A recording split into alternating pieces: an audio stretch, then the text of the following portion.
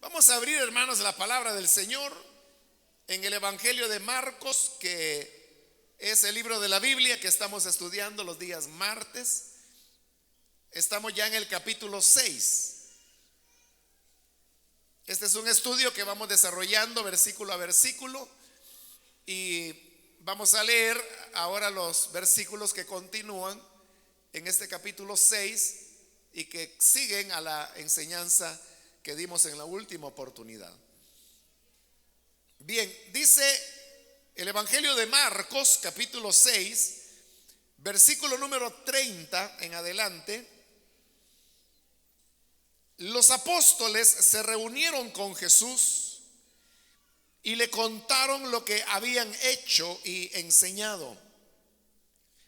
Y como no tenían tiempo ni para comer, pues era tanta la gente que iba y venía, Jesús les dijo: vengan conmigo ustedes solos a un lugar tranquilo y descansen un poco.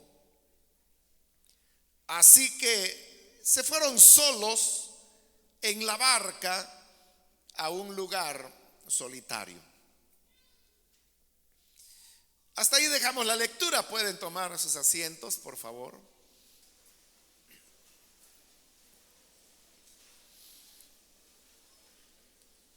Este pasaje que acabamos de leer es la continuación del relato que encontramos en los versículos 6 al 13 de este mismo capítulo, que es donde el Señor comisionó a los 12 para que fueran con autoridad sobre los espíritus malignos a anunciar las buenas nuevas que el reino de Dios se había acercado. Ahora, en el versículo 30 que acabamos de leer, lo que encontramos es el regreso de estos 12 discípulos. Pero vea qué interesante que ahí ese versículo 30 dice: los apóstoles se reunieron con Jesús y le contaron lo que habían hecho y enseñado. Esta es la primera vez que el Evangelio de Marcos utiliza la palabra apóstoles para referirse a los 12. Porque aún en este mismo capítulo, como ya le dije, en el versículo 6 en adelante, no se les da el nombre de apóstoles, sino que simplemente habla de los 12. Pero ahora Marcos se refiere a ellos llamándoles apóstoles. Ahora, ¿qué fue lo que estableció la diferencia entre el momento cuando ellos son llamados los 12 y el momento cuando son llamados apóstoles? ¿Qué pasó para que se diese ese cambio? Lo que ocurrió es lo que hallamos en el versículo 7, donde dice: reunió a los 12, comenzó a enviarlos de dos en dos, y aquí viene la clave: dándoles autoridad sobre los espíritus malignos. Es decir, que el recibir el poder para ser testigos del Señor Jesús es lo que los convierte en apóstoles. Porque un apóstol, usted sabe el origen de la palabra, básicamente es alguien que es enviado, alguien que es enviado a predicar el evangelio. Pero el apóstol tiene algo más, y es que en cierta manera es un reflejo de lo que Cristo es. Y uno de los elementos que el Cristo tenía era la autoridad para echar fuera demonios y sanar a los enfermos, que es la misma autoridad que ellos ahora tienen, y por esa causa es que reciben el nombre de los apóstoles. Ellos ahora están regresando. Por supuesto, tenemos que entender que han transcurrido varias semanas, lo más probable es que algunos meses, y le vienen contando al Señor todo lo que habían hecho y habían enseñado. Entonces ellos venían con historias que no las tenemos ahí escritas, no sabemos qué pasó, pero de seguro las historias eran relacionadas con liberación de personas endemoniadas, sanidad de enfermos, anuncio de las buenas nuevas del evangelio, las reacciones que las personas habían tenido ante los hechos y las enseñanzas de los apóstoles. Pero en medio de esos relatos, el Señor comenzó a notar algo, y es que los apóstoles habían estado muy ocupados, y por eso dice el versículo 31, como no tenían tiempo ni para comer, pues era tanta la gente que iba y venía. Jesús ahora les va a invitar a que vayan a descansar por un momento. Ahora, fíjese, se habla que no tenían tiempo ni para comer, y la razón era porque era tanta la gente que iba y venía. Pero ¿por qué era tanta la gente que iba y venía? Era porque las necesidades eran muchas. Y eso es lo que Marcos quiere enfatizar en estos versículos, porque del versículo 30 hasta el 35, que no hemos leído todo eso, pero para que usted sepa, en griego son 6 versículos, y 6 veces, es decir, una vez por versículo, aparece una palabra griega que es la palabra polloi. Entonces, polloi lo que significa es, se puede traducir de diversas maneras, pero la idea es que es mucho o muchas. Entonces, en griego la palabra se repite 6 veces en 6 versículos. Y por eso es que en nuestras traducciones, los traductores procuraron no repetir tanto esa palabra mucho o muchas, porque eso produce lo que en español se llama una redundancia, ¿no? Entonces, por eso es que ellos sustituyen muchos, que es lo que dice en griego, por otras palabras, para que no sea redundante. Pero eso precisamente es lo que Marcos quería, hacerlo redundante, y por eso es que él está repitiendo palabras. Entonces, por ejemplo, en el versículo 30, cuando dice que le contaron todo lo que habían hecho, el original dice lo mucho que habían hecho. Y luego en el 31, no tenían tiempo ni para comer, pues era tanta la gente. Esa palabra tanta en el original es muchas. Era mucha la gente que iba y venía. Y así sucesivamente vemos cómo aparece repetidamente esa palabra. Pero ¿cuál es la intención de Marcos al estar repitiendo esa palabra polloi, polloi, polloi, polloi 6 veces? Lo que él quiere resaltar es que eran muchas las necesidades de las personas. Entonces, yo le preguntaba qué era lo que hacía que las personas fueran y vinieran. Sus necesidades. Entonces, vea, hay algo que tenemos que aprender. Son muchas las necesidades que hay en medio de las personas. Necesidades espirituales, necesidades físicas, necesidades materiales, necesidades de orientación, porque hay personas que no saben ni qué quieren en la vida, ni qué es lo que verdaderamente necesitan. Pero en eso hay un problema, y es que las necesidades nunca se van a terminar. Uno puede cubrir o resolver ciertas necesidades, pero no todas. Necesidades siempre las habrán. Y eso es lo que hace que las personas siempre estén necesitadas. Fíjense, le estoy mencionando esto porque ya vamos a llegar al tema, que el tema real es que Jesús nos invita a descansar.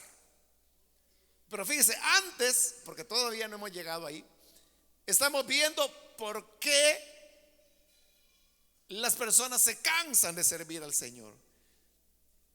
En esto hay varias trampas encerradas. Una es que tenemos un deseo de servir al Señor. Ese es el problema, hermanos, con el hecho de no saber medirnos en nuestro servicio a Dios. Porque como sabemos que es la obra de Dios, nos cuesta decir no. Entonces, si alguien viene y le dice, hermano, fíjese que habrá una vigilia, ¿quiere venir? Casi nadie dice no. Dicen sí, porque si dicen no, sienten que le están diciendo no al Señor. O le dicen, fíjese que vamos a tener una reunión en el sector, puede llegar. Decir no, se sienten mal. Lo invitan a una vela, no puede decir no. Lo invitan a un matrimonio, no puede decir no. Que van a haber bautismos, no puede decir no. Que habrá, no sé, que la niña cumple 15 años y no puede decir no. Que cumplen las bodas de plata los hermanos no sé qué de la zona, no puede decir no. O mire, vamos al hospital, y en el hospital siempre hay gente necesitada. En las prisiones siempre hay gente necesitada. En las calles siempre hay gente necesitada. Entonces, el tema es este, que como queremos servir a Dios, entonces, las personas lo que hacemos es comenzar a decirle sí, sí, sí, sí a todo. Y entonces decimos, no, si el Señor ha hecho tanto por mí, que cómo voy a decir que no. Bueno, y está bien, digo yo, que hay etapas en la vida, quizá en la juventud, cuando las personas son solteras todavía, y entonces pueden hacer eso, que profesión u oficio, servidor de Dios. Eso hacen. Pero la vida va cambiando y hay momentos en los cuales comienzan a aparecer otras responsabilidades, otras condiciones que la persona está viviendo. Entonces, ahí es donde ya no queda tiempo ni para comer. Y usted sabe que el comer no solamente es una cuestión de satisfacción en el sentido de degustar los diferentes sabores que Dios nos ha puesto en su creación, sino que también es una cuestión vital. Y cuando digo vital es que de eso depende nuestra vida. Si no comemos, nos vamos a enfermar. Si no comemos, nos vamos a debilitar. Pero los discípulos no tenían tiempo de comer. Pero vea, para que se llegue al punto donde ya no hay tiempo ni para comer, eso ya es excesivo. Ahí ya se pasó del límite, se pasó de la raya. ¿Por qué? Porque eso ya le está afectando, en ese caso, en su salud. Pero claro, usted puede decir, no, no importa que no coma. Pero lo que importa es que hay muchas necesidades. Yo le digo, necesidades siempre las habrán. Y usted se puede matar resolviendo necesidades y no las va a resolver todas. Y ya una vez que se haya matado, ya no va a poder resolver ni una más siquiera. Entonces, Dios lo que quiere es que nosotros tengamos un equilibrio en nuestra vida. Un equilibrio que muchas veces rompemos. Y lo rompemos, como le digo, no por mala intención, sino que lo rompemos porque existe esa trampa, ¿no? Que como es la obra de Dios, no podemos decir que no. Pero se hace necesario. Se hace necesario que nosotros establezcamos límites. Dios estableció límites desde un principio. Por eso parece, hermanos, increíble, pero hasta en los 10 mandamientos El cuarto mandamiento, cuando el Señor habló acerca del día de reposo, es uno de los 10 mandamientos de la ley de Dios, que dice que debemos descansar. Y en el caso de la ley, era un día de 24 horas, una vez por semana, donde las personas no hacían nada. No trabajaban, no cocinaban, era prohibido. No podían encender fuego, no podían cocinar. Tenían que dejar hecha la comida la víspera del día de reposo, para que en el día de reposo no tuvieran que estar cocinando, no tuvieran que caminar, no tuvieran que trabajar, mucho menos. Entonces, ¿qué quería el Señor? Que descansaran, porque eso es lo que mantendrá en buenas condiciones el templo del Espíritu Santo. De otra manera, las cosas irán mal. ¿Y saben lo que ocurre? Que cuando una persona trabaja y trabaja y trabaja y trabaja y trabaja, no solamente está el problema del deterioro físico, y usted sabe que si estamos mal físicamente, eso repercute en nuestras emociones, en nuestras reacciones. Una persona cansada puede ser más irritable. Una persona cansada tiene menos frescura para poder pensar, y entonces puede limitarse su crecimiento, su conocimiento. Se vuelve una persona de actividades, que hace esto, que hace lo otro, que jala una silla, que hace una reunión, que preparó el refrigerio, que fue a invitar a no sé quién, que fue a traer a los niños, que tenía que llevar a los jóvenes a no sé qué actividad, que luego fue a orar por el bautismo del Espíritu, que luego fue a ver al hermano que está enfermo, que luego lo llamaron al hospital, que luego había una vela, y ahí anda para acá y para acá. ¿Pero qué está haciendo? Actividades nada más. Y eso detiene la reflexión en Dios, la oración, la vida devocional, que es la verdadera fuerza que todo cristiano debe tener. Ahora, ¿qué podemos hacer entonces? Mire, como las necesidades no se van a terminar, usted tiene que comenzar a decirle no. Y hay una frase que yo se la he oído a varios hombres de Dios, pero que es una gran verdad. Y dice esto: el hombre de Dios no se mueve por necesidades, sino que se mueve por lo que Dios le dice.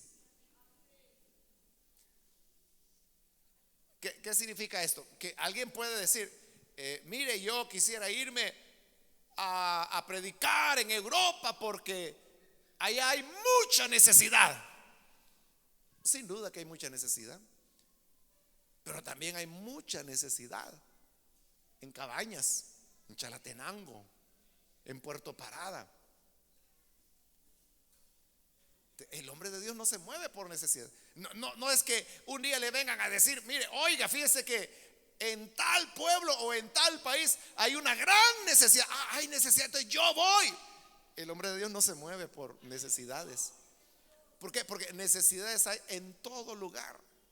En tu casa, en tu misma familia hay necesidades. Entonces, ¿qué es lo que debe mover al hombre de Dios? Es lo que Dios dice. Él no nos ha pedido que resolvamos todas las necesidades del universo, pero sí hay una tarea específica que Él quiere que hagamos, y eso es lo que debemos hacer. Y el Señor, que sabe cuáles son nuestras capacidades, así como aquí Él se enteró que los discípulos, los apóstoles, no tenían tiempo ni para comer. Era demasiado ya. Eso era demasiado ya. Entonces Él dijo, vamos a hacer un alto y vamos a a descansar. Fíjese, nosotros tenemos a veces una concepción de espiritualidad que creemos que no se puede descansar. Porque uno dice, es que descansar, eso es de la carne. ¿Cómo voy a estar descansando cuando hay muchas personas que se están yendo al infierno? Yo tengo que ir y hablarles de Cristo. Sí, pero el problema es de que Dios te quiere vivo, no muerto. Nosotros tenemos que saber regular. Entonces, como le digo, ahí hay dos trampas. Una es la trampa de que no le decimos no a la obra de Dios, pero no nos damos cuenta que cuando nunca decimos no a la obra de Dios, dejamos de estar haciendo la obra de Dios. Y la otra trampa es la de movernos por necesidades, cuando no debemos movernos por necesidades, sino movernos por lo que Dios nos dice que debemos hacer. Dios no quiere que hagamos todo, porque Él sabe que no lo podemos hacer todo, pero hay algo que Dios quiere que tú hagas. Lo que se necesita es tener un equilibrio. Esta es una verdad tan importante que no la debemos olvidar. Entonces viene el Señor y le dice en el versículo 31: vengan conmigo ustedes solos a un lugar tranquilo y descansen un poco. Fíjese lo que está diciendo: descansen. Quiere decir que no es de carnales descansar. Quiere decir que no es de personas inmaduras descansar. Al contrario, son las personas las que han alcanzado madurez espiritual, las que saben que deben establecer un equilibrio. Porque la persona que solo está entregada a la actividad, al trabajo, aquí, allá, y siempre está trabajando, corre serio peligro, grande peligro de sucumbir moralmente, de sucumbir espiritualmente, porque el activismo no es la obra de Dios. Hay parte de la obra de Dios que lleva acción, pero no toda es acción dentro de la obra de Dios. Se necesita la reflexión, la meditación, el examen propio, y eso usted no lo va a hacer en una vida que todo el tiempo está cargada de actividades. El Señor dijo: descansen, descansen, tienen que descansar, duérmanse, levántense tarde, que no sea como es la carrera de la vida, ¿no? Que aunque quizás es el día que a usted no le toca trabajar, pero ya está despierto a la hora que siempre se despierta. Ya la cuerda ya la tiene muy, muy fuerte. Pero entonces el Señor nos manda a descansar. Claro, tampoco se trata, hermanos, de volverse un holgazán, ¿no? Pero de lo que se trata, mire, la norma es lo que el Señor estableció en los 10 mandamientos. 6 días trabajarás y en el séptimo descansarás. El problema es que ese séptimo día nosotros no lo descansamos, pero eso es ir contra la voluntad de Dios. Por eso, hermanos, nosotros tenemos que ser equilibrados en eso. Y si usted es un supervisor, si es una supervisora, tenga cuidado, no cargue demasiado a los líderes y lideresas que están bajo su responsabilidad. Porque hay algunos que no les dan agua y que todo el tiempo están exigiendo y exigiendo. Y si el culto es a las 2 de la tarde, a las 5 de la mañana el domingo los tienen orando. A las 7 los llevan a evangelizar. Al mediodía ni apenas los dejan comer porque a las 12 hay que estar en el culto acá. Termina el culto y regresan allá y a hacer otras actividades. Usted sabe que dentro de nuestro programa de trabajo de la semana hay un día en la semana que Le llamamos el día de la familia. Y esa es la idea, que usted no haga nada que esté relacionado con la iglesia, sino que se dedique a su familia. Y si es soltero, descanse entonces. ¿Cuántos sabían que hay un día de la familia a la semana? Ahora, no quiero preguntar cuántos disfrutan el día de la familia, pero ¿cómo lo disfruta? Haciendo culto, o orando, o evangelizando, o yendo a los buses. Ese día lo ocupamos para ir al parque a predicar. Esa no es la idea. Yo sé que detrás de eso hay una buena intención. Yo sé que detrás de eso están las trampas que hemos mencionado. Es que hay tanta necesidad que yo no me puedo quedar en la casa. Ya me acostumbré. Entonces, mientras tú andas salvando borrachitos, drogadictos, pandilleros, tus hijos se van a convertir en los nuevos borrachitos, drogadictos y pandilleros. Porque nunca te ven. Nunca estás en casa. Siempre estás en algo de la iglesia. Y hay, bueno, hoy ya adolescentes, no jóvenes, señoritas, algunos de ellos platicando conmigo me dicen: mire, yo no quiero saber nada de la iglesia porque la iglesia me robó a mi papá o a mi mamá, porque desde que hicieron creyentes ya no los vieron y no tuvieron tiempo para ellos, no tuvieron tiempo para platicar con ellos, no tuvieron tiempo para jugar con ellos. Porque cuando el niño llegaba y le decía: papá, juguemos, que el Señor te reprenda, Satanás. ¿Cómo vas a creer que yo voy a andar jugando cuando hay tantas personas perdidas? Mejor ponete de rodillas, ora por la salvación de los perdidos. Eso es enfermizo ya, hermano. Por eso el Señor dijo: descansen. Tenemos que darles a las personas la oportunidad que descansen. Así usted tendrá líderes a más largo plazo. ¿Por qué cree que hay un momento en que las personas le dicen: mire, fíjese que yo creo que voy a dejar de ser del líder un trimestre y luego vuelvo?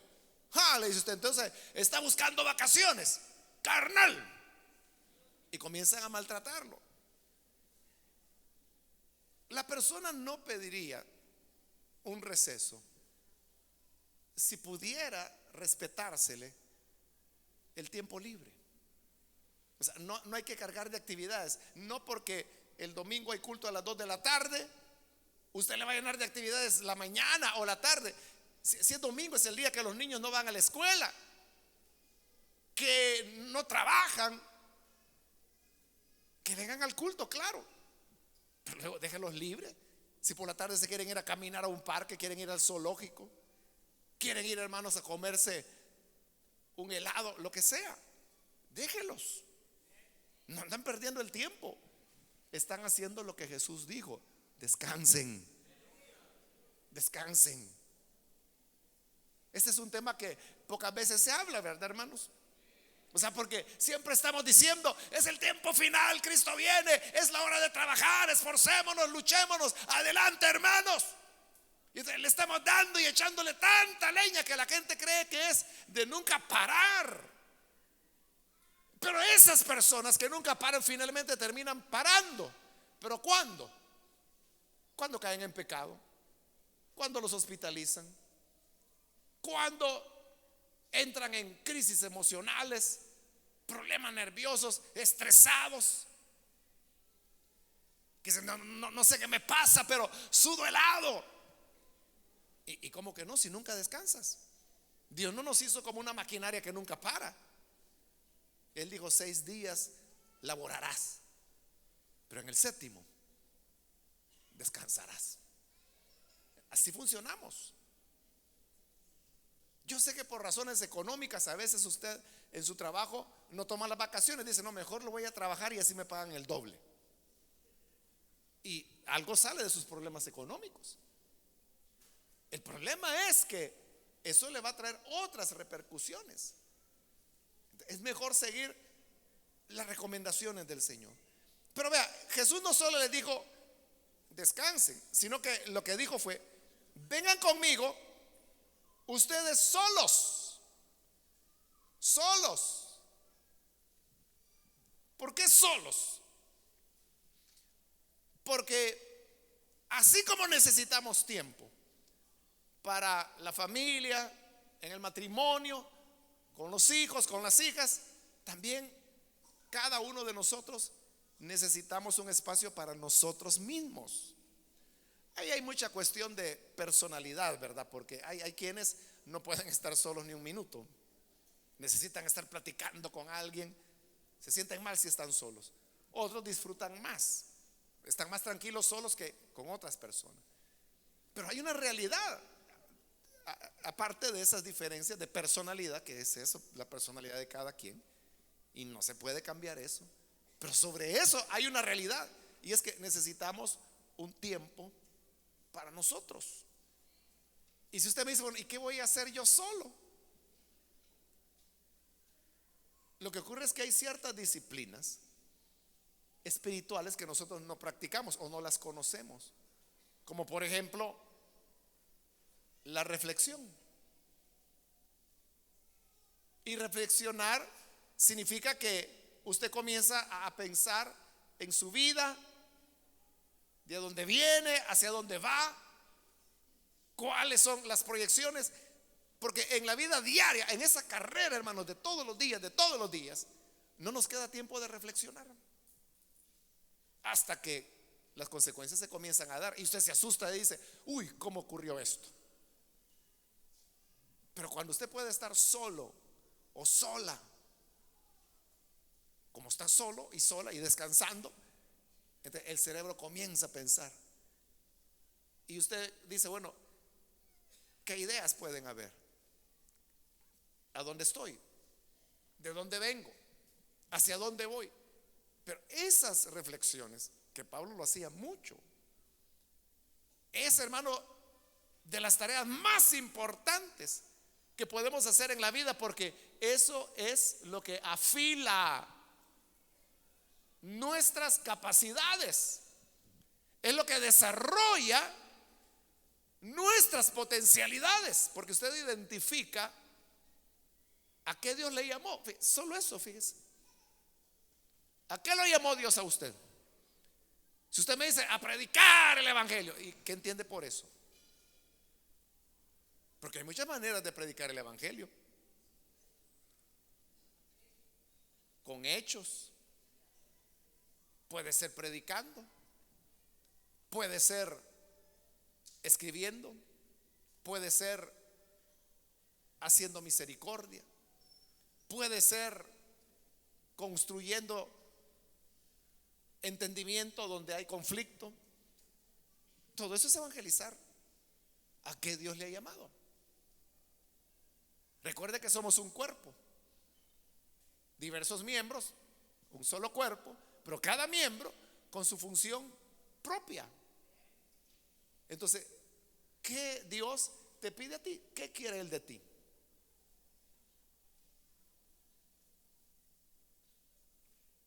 ¿Cómo se sabe qué quiere Dios de mí? Reflexionando, pensando. Entonces, por eso la reflexión, le digo, es una disciplina que solo se puede ejercer en la soledad.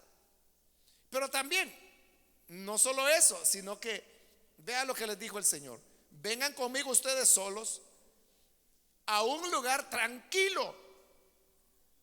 Es decir, que también no solo es el descansar o la soledad, el tiempo para usted mismo, sino que Él dijo en un lugar tranquilo. Porque dependiendo a donde usted vaya, puede ser que peor venga, ¿no? Pero Él habla de un lugar tranquilo y más adelante dice que se lo llevó. Leámoslo de una vez, el versículo 32 dice: así que se fueron solos en la barca a un lugar solitario. Y la próxima semana que continuemos, usted va a ver que era el desierto donde iban.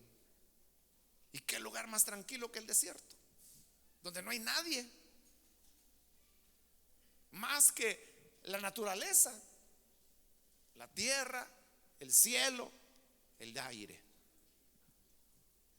Ese era un lugar tranquilo.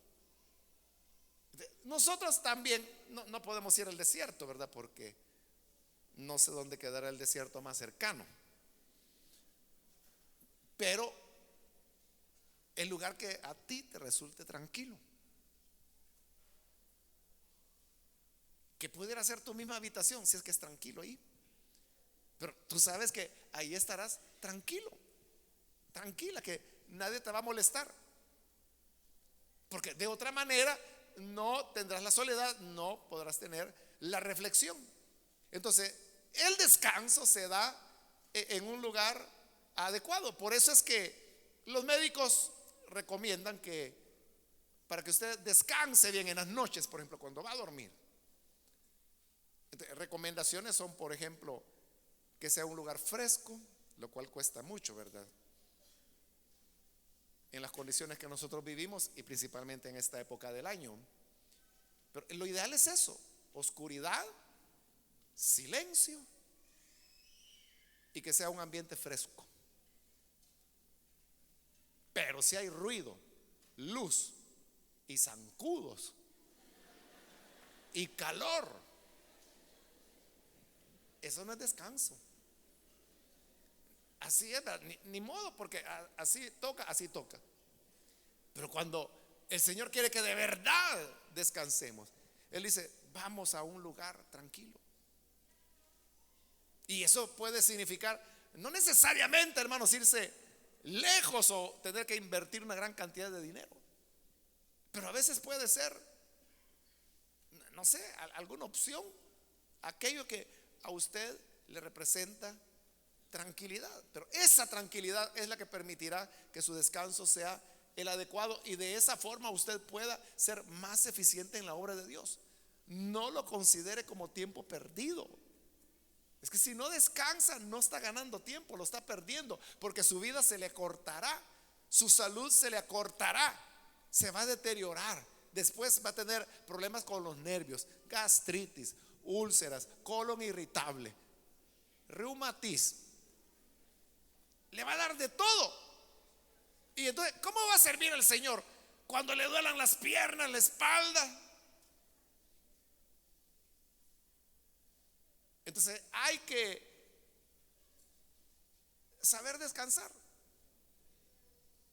Hasta la voz hay que saberla descansar, hermanos, porque si no se la va a destruir.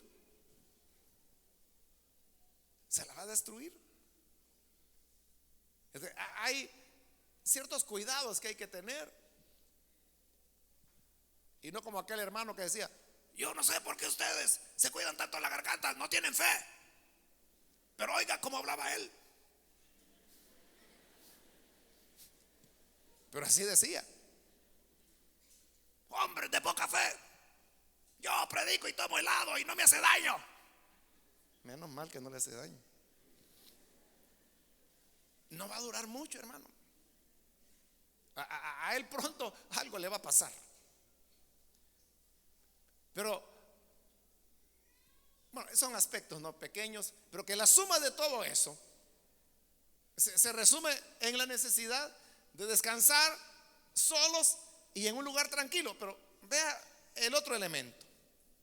Les digo: vengan conmigo ustedes solos a un lugar tranquilo y descansen. Pero fíjese, vengan conmigo. Es decir, que descansar tampoco significa descansar de Dios. No significa descansar de ser creyente. Dice: como el hermano dijo que 6 días trabajáramos y el séptimo descansáramos. Y no importa si el séptimo es el lunes, el martes, el miércoles, el jueves, el viernes, sábado, domingo, no importa. Pero no se trata de que entonces voy a ser creyente 6 días y el séptimo, bienvenido mundo. No es eso, porque el Señor dijo: descansen conmigo. Si el Señor no está en nuestro descanso, tampoco será verdadero descanso. Pero que Él esté con nosotros no significa que vamos a pasar orando, porque entonces no está descansando. Porque la intención del Señor no era: mire, vamos a un lugar solitario, ahora sí se me ponen de rodillas y van a orar 5 horas. Esa no era la intención del Señor. Cuando Él le digo: vengan conmigo era: vamos a platicar, vamos a comer, cuénteme un poco más. Pedro, cuéntame otra vez eso de el endemoniado que liberaste, ¿cómo fue? Y se iban a reír, pero con el Señor. No era ninguna actividad: vamos a tener culto de 8 a 10 y después vamos a ir a descansar. No, no había eso. ¿Comprende? El descanso no significa un divorcio de Dios, sino que simplemente significa que usted toma la obediencia a lo que el Señor dijo. Descansen un poco. No será, hermano o hermana, que usted necesita descansar un poco. Le voy a contar esto solo como una historia, ¿no? Y para que sepa que muchas iglesias celulares en el mundo, muchas iglesias celulares, las últimas 2 semanas de diciembre de todos los años no tienen célula. O sea, pasan haciendo células todas las semanas igual que nosotros, pero las últimas 2 semanas del año no tienen célula. ¿Por qué? Por este principio. Claro, yo sé, hermano, que para usted es inconcebible eso, ¿verdad? Y que usted dice: aunque sea 24, aunque sea 25, aunque sea 31 de diciembre, aunque sea 1 de enero, pero yo ahí voy a estar, aunque no llegue nadie, pero ahí voy a estar haciendo la célula. Y si yo llego y le digo: mire, hermano, estas 2 semanas no vamos a tener células, hasta el otro año, me mandan a fusilarme. Claro, porque van a decir: ya cambió el hermano, ya se apagó, ya está carnal. Y algún chiflado por ahí va a aparecer que va a decir: luchemos por la verdadera doctrina y vamos a predicar. O sea, gente que no entiende. Yo no le estoy diciendo que lo vamos a hacer. Yo le dije: le voy a contar lo que hacen otras iglesias celulares. Eso hacen. Sus estudios llegan hasta la segunda semana de diciembre. De ahí no hay hasta en enero. Cumplieron esa semana, ahí nos vemos, hermanos, hasta el otro año. No hay células hasta el otro año. Y despachan a la gente. Y la gente lo entiende, porque como coincide con esas reuniones, ¿no?, que normalmente son familiares, de Navidad, de Año Nuevo, entonces la gente lo entiende. Para ellos es mejor que no los están invitando, ¿no? Y uno diría: bueno, pero ¿y si el Señor quiere salvar a alguien en ese 25 de diciembre? ¿Y si el Señor quiere rescatar a algo y no hago la célula? Tranquilo, tranquilo, tú no eres el Salvador, tú no eres el Redentor. Cristo es el único que puede salvar a las personas.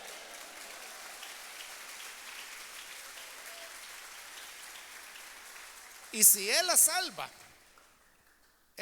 a pesar de ti, ¿cómo no lo va a hacer sin ti? Si Él lo quiere hacer, no lo va a impedir. Pero si tú quieres hacerlo, no lo vas a hacer si Él no quiere.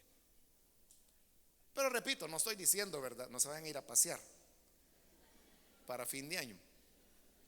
Por eso lo estoy diciendo ahorita mitad de año, ¿verdad?, para que se les olvide para diciembre. Pero solo lo pongo como un ejemplo de otras iglesias celulares, igual que nosotros, pero que buscan un equilibrio. Y otro de los argumentos que ellos tienen es que así tienen líderes y lideresas a largo plazo. Porque, hermano, ¿quién aguanta que lo estén azotando y azotando y azotando todas las semanas? Y que el primer día de la semana reunión de supervisión, y que el otro día reunión de no sé qué, y que luego hay que ir al culto, y que luego planificación, y que luego el día de la familia, pero mejor nos vamos a reunir para orar, y que luego llega la reunión de célula, y que luego vamos a la iglesia, y que tienen culto a 1 hora acá, pero les ocupan todo el día domingo. Total que salen el día domingo a las 6 de la mañana de la iglesia y regresan como a las 10 cansados. Y su hijo le ve y dice: ¡ay!, cuando lo ve. Y llega la mamá afligida: ¿qué pasa? ¡Un hombre! Ah, no, hijo, es tu papá el que viene. Ya ni lo conocen.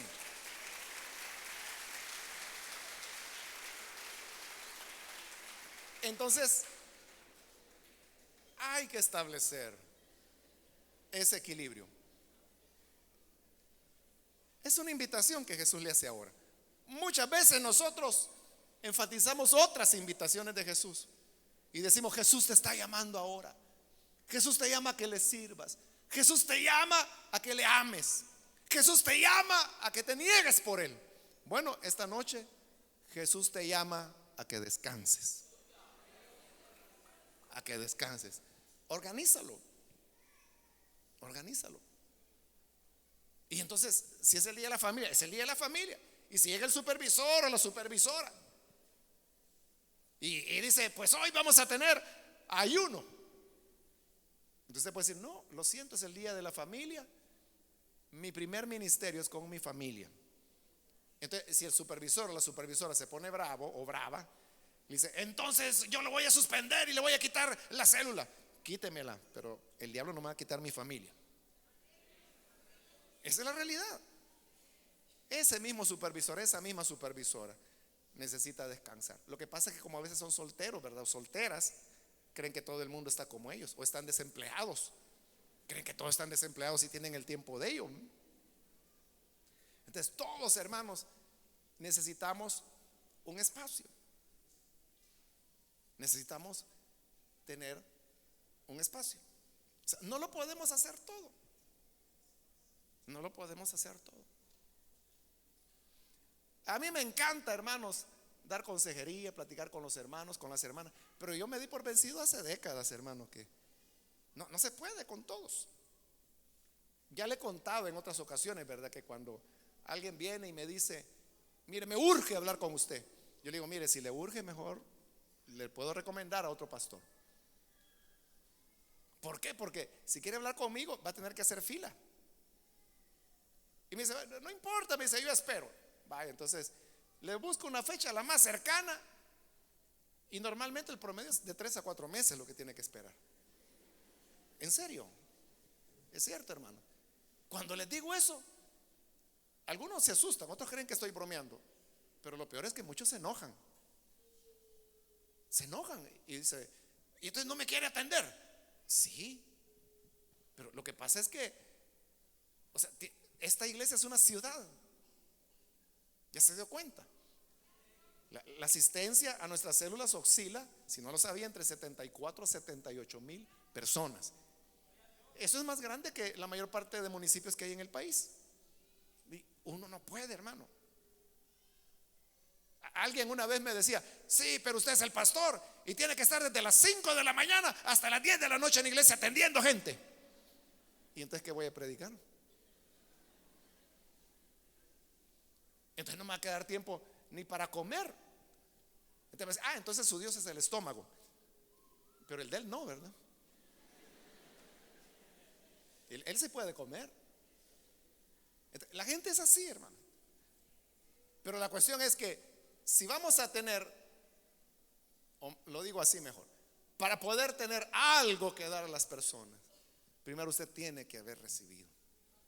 Y para eso necesita estar a solas con Jesús, descansando y en un lugar tranquilo. Porque necesidades siempre van a haber. Y ninguno de nosotros, ni juntos todos, vamos a poder resolverlas todas. Nos vamos a morir o el Señor va a venir y necesidades habrán siempre. De lo que se trata, hermano, es que duremos lo más que se pueda. No se muera todavía, no se muera a los 30, no se muera a los 40. Muérase a los 80, a los 90, a los 100. Pero ¿cómo se logra eso? El Señor nos dice: te invito a descansar. Te invito a descansar. Y no tiene nada de carnalidad, porque Jesús quien les dijo: vengan conmigo, vamos a ir a un lugar solitario donde no nos encuentre nadie y descansen. Después vamos a ver que no fue posible el descanso, porque cuando llegaron a donde iban a descansar ya estaba lleno de gente ahí. Pero eso no anula el principio, porque ahí vamos a hablar del otro peligro, ¿verdad? Y es que la gente va en contra de que usted cumpla el mandato del Señor, pero eso no anula el mandato del Señor, que es: vengan y descansen. Amén. Vamos a orar, vamos a cerrar nuestros ojos. Y quiero invitar a aquellas personas que todavía no han recibido al Señor Jesús como Salvador. Pero si usted ha escuchado hoy la palabra de Dios, yo quiero invitarle para que usted dé el primer paso al descanso. Y este es el descanso espiritual que Cristo da. Y es que cuando nos arrepentimos de nuestros pecados, Él quita esa gran carga, ese peso moral que nos roba la paz y que llevamos sobre nuestros hombros. Pero cuando hallamos el descanso con el Hijo de Dios, entonces podemos reposar verdaderamente. Quiero entonces invitar, si hay con nosotros algún amigo o amiga que por primera vez necesita creer en el Hijo de Dios, yo le invito, en el lugar donde está, póngase en pie en señal que usted desea creer en el Hijo de Dios, y nosotros vamos a orar por usted. Quizás su vida ha sido muy agitada, luchando por mucho y logrando muy poco. Pero ahora la gracia del Señor se trata precisamente eso: descansar en lo que Él ya hizo, no en lo que nosotros podemos hacer, sino en lo que Él ya hizo. Quiero invitar entonces, si hay personas que necesitan creer en el Señor por primera vez, póngase en pie en el lugar donde está. Queremos orar por usted. Solo le voy a rogar que lo haga pronto, porque yo voy a ser breve en el llamado. Pero si hay alguien, puede ponerse en pie. Para ganar tiempo, quiero invitar, si hay también hermanos o hermanas que se han alejado del Señor. Cuando nosotros no tomamos tiempo para lo que el Señor dice, para descansar, nos agotamos emocionalmente, espiritualmente, y por eso sucumbimos ante el pecado, ante la tentación, porque por andar tan atareado se olvidó de reflexionar en Cristo, se olvidó de la lectura de la palabra, se olvidó de la oración, porque llevamos una vida muy agitada. Pero si hoy usted quiere reconciliarse y comenzar de nuevo en el orden de Dios, póngase en pie también y vamos a orar por usted. Es su momento. Muy bien, aquí hay una persona, bienvenido. Alguien más que necesita venir al Señor. Allá atrás hay otra persona, Dios lo bendiga, bienvenido. Alguien más que necesita pasar para creer en el Señor por primera vez o reconciliarse, póngase en pie y vamos a orar por usted. ¿Alguien más?